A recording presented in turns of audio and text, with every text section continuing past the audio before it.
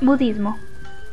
El budismo nació en India hace 2500 años gracias a Siddhartha Gautama, el hombre que más tarde sería el Buda, palabra que significa el iluminado. Hoy en día existen más de 500 millones de budistas, la mayoría en países del este de la India, Europa, Estados Unidos, Australia y Nueva Zelanda. En la época en que nació Siddhartha Gautama, muchos hindúes buscaban nuevas respuestas en lo referente al sufrimiento, lo cual era un problema muy grande para los hindúes, puesto que su creencia en la reencarnación implicaba que tenían que sufrir no solo en una vida, sino en muchas más. Siddhartha nació en torno al año 563 antes de la era de Cristo en una familia hindú. Según la leyenda, una adivina predijo que Siddhartha sería un gran emperador a condición de que no viera a nadie enfermo, viejo, muerto o a un monje. Su padre hizo todo lo posible por mantener a Siddhartha apartado del mundo exterior. El niño creció con todos los lujos del palacio, se casó y tuvo un hijo, pero cuando su vida parecía completa, comenzó a cuestionarse su existencia ociosa y opulenta. Un día se alejó del palacio de su padre y no tardó en ver a un enfermo, un anciano, un muerto y a un monje. El monje le pareció una señal de que debía marcharse del palacio y buscar una respuesta al problema del sufrimiento. Tenía 29 años cuando se cortó el cabello, se puso ropa de mendigo y se convirtió en un santo errante. Siddhartha estudió con algunos hombres santos, pero seguía sin encontrar respuestas. También se sometió a un ayuno riguroso durante 6 años, que lo dejó exhausto y a punto de morir. Decidió adoptar lo que él llamó camino del medio, ni abusar de los lujos, ni someter el cuerpo a excesivas privaciones. Una tarde, Siddhartha se sentó a la sombra de una higuera cerca del templo Vishnu, en un lugar llamado Bodh Gaya, en la India. Meditó toda la noche y cuando amaneció comprendió el significado de todas las cosas. Desde aquel momento fue el Buda, es decir, el iluminado. En el momento que logró la iluminación, Buda alcanzó el nirvana, es decir, la liberación del ciclo de reencarnaciones y por tanto del sufrimiento. El Buda vivió hasta la edad de 80 años, se tumbó de un costado para entrar en el último nirvana y así morir. El Buda comenzó a transmitir sus conocimientos a un grupo de monjes. Predicó su primer sermón en un parque de venados de Sarnath. La enseñanza principal de Buda se compone de lo que se conoce como las 3 verdades universales, las 4 verdades nobles y el camino de las 8 sendas. Todo esto unido es el Dharma. Las verdades universales son: todo es transitorio y está en constante cambio en la vida. El carácter transitorio de todas las cosas conlleva sufrimiento. No existe un yo permanente. Las verdades nobles son: toda vida implica un sufrimiento. La causa del sufrimiento es el deseo y el apego. El deseo y el apego pueden superarse. La forma de superarlos es seguir el camino de las 8 sendas. Las 8 sendas son el camino del medio seguido por el Buda en su búsqueda de la iluminación y es el código de conducta para el budista. La justa comprensión, la justa intención, la justa palabra, la justa conducta, la justa manera de vivir, el justo esfuerzo, la justa disciplina de sí mismo, la justa conciencia. Las enseñanzas de Buda se transmitieron en el Tipitaka, que significa 3 cestas. El camino a la iluminación consiste en hacernos responsables de nuestros actos y estableció 5 reglas que todos los budistas deben obedecer en la vida cotidiana. No hacer daño a ningún ser vivo. No tomar nada que no haya sido ofrecido libremente. Vivir con decencia. No hablar con mala intención ni mentir. Evitar el alcohol y las drogas. Los budistas creen que la meditación es esencial para alcanzar el nirvana. La base es el samatha, que es un estado de paz en el que la mente se vacía de todo pensamiento. Las comunidades de monjes o monjas budistas reciben el nombre de sangha. Al principio, el Buda no sabía si permitir el ingreso de las mujeres en el sangha, pero lo convenció su suegra, quien también deseaba pertenecer.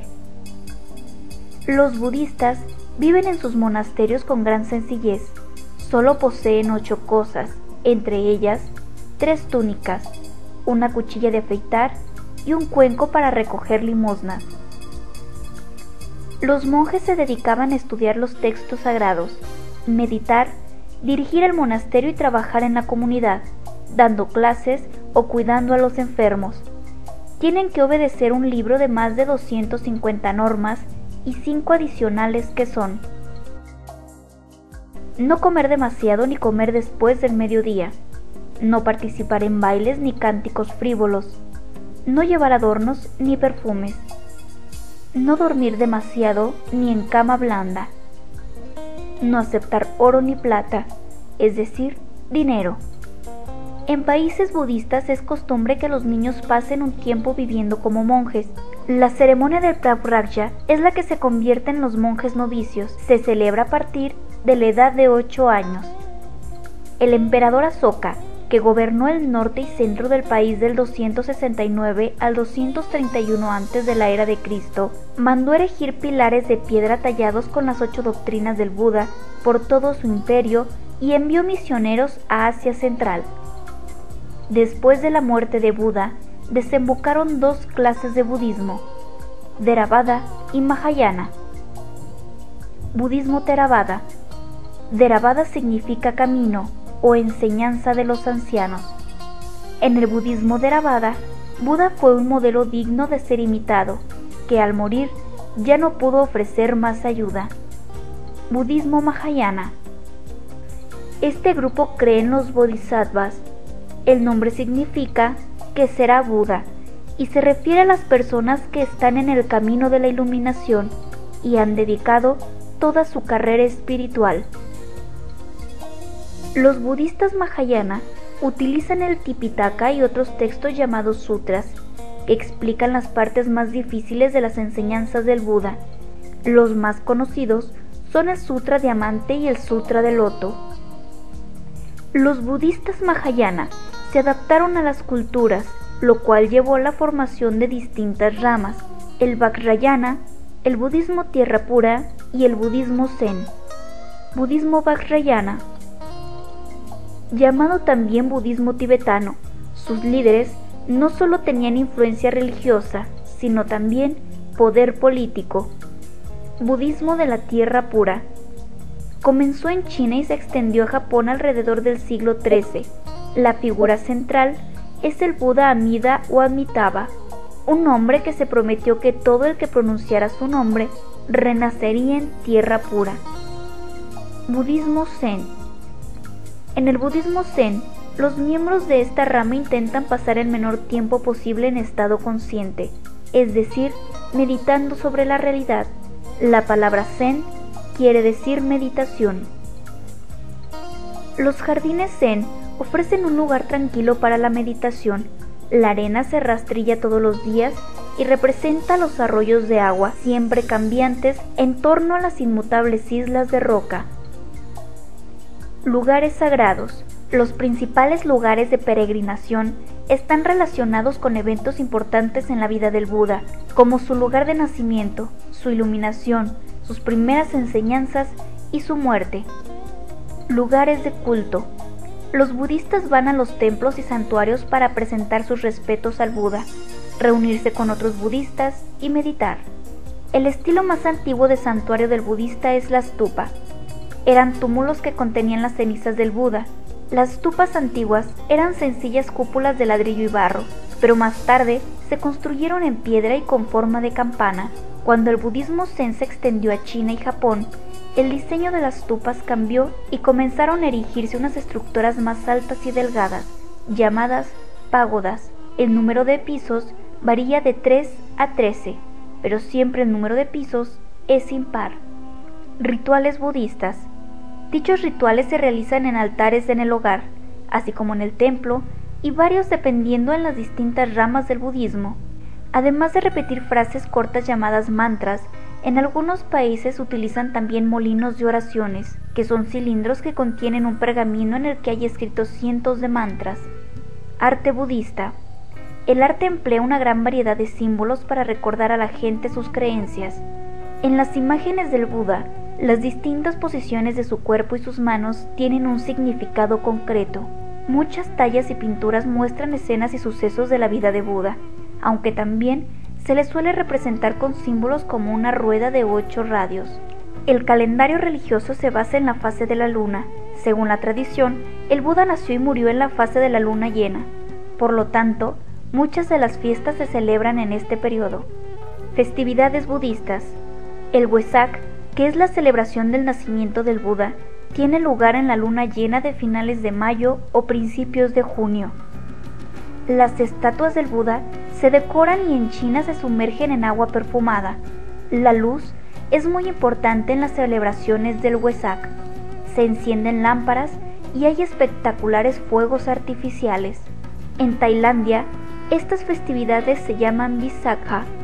Al atardecer, la gente acude a su monasterio local en una procesión iluminada con velas. Ahí hacen ofrendas de flores e incienso, meditan y caminan 3 veces en sentido de las agujas del reloj en torno al santuario. En Japón, el nacimiento del Buda se celebra con una fiesta de primavera llamada Hana Matsuru. Hay ferias, puestos de comida, danzas folclóricas y acróbatas.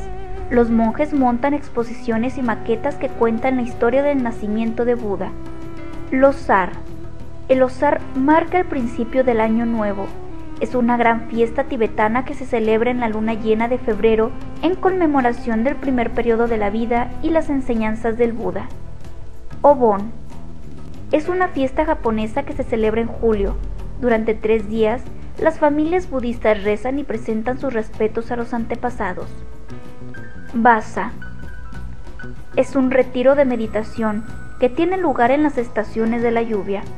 En Vasa, todos los budistas tratan de reservar algún tiempo para el estudio y la meditación, y al final del retiro ofrecen túnicas nuevas a los monjes. Día Uposatha. Además de las fiestas, en todos los meses lunares hay 4 días Uposatha, en los que los budistas cumplen sus deberes religiosos.